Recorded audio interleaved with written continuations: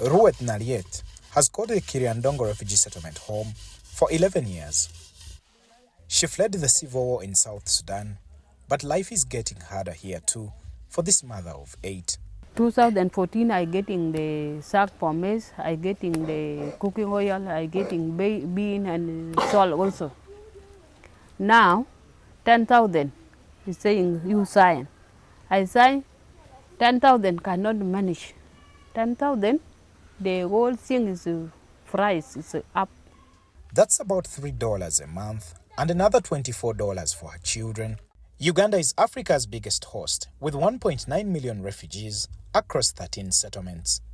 United Nations officials say about 600 refugees, mainly from Sudan, continue to arrive here at Kiriandongo settlement weekly.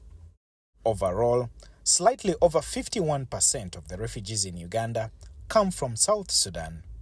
While 32% are from the Democratic Republic of the Congo, other refugees come from Burundi and Eritrea. According to the UN Refugee Agency, it requires $361 million this year, but only 24% is funded, following aid cuts driven by economic pressures, changing donor priorities, and internal political factors. This has forced them to reduce cash-based interventions from $100 to $68 for arriving refugees. We have been giving rice and beans as the meals for lunch and supper. But now we are giving posho and beans, which is a serious impact on malnutrition in terms of health because the quantity of consumption has reduced. And the funding gap of nearly $280 million is already being felt in this refugee settlement.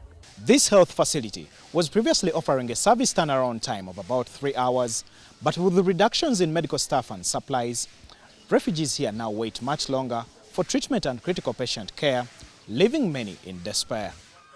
The International Rescue Committee health workers say they have more work with less resources, and about 20 people have died in recent months due to cancer, diabetes, and prenatal complications.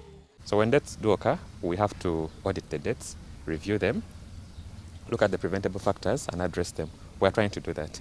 But there are some factors which are beyond our control. For example, if you need a medicine to reverse the disease process, you cannot do without it. Humanitarian agencies have now launched emergency funding appeals while seeking new local partnerships and reallocating resources to address refugees' most immediate needs.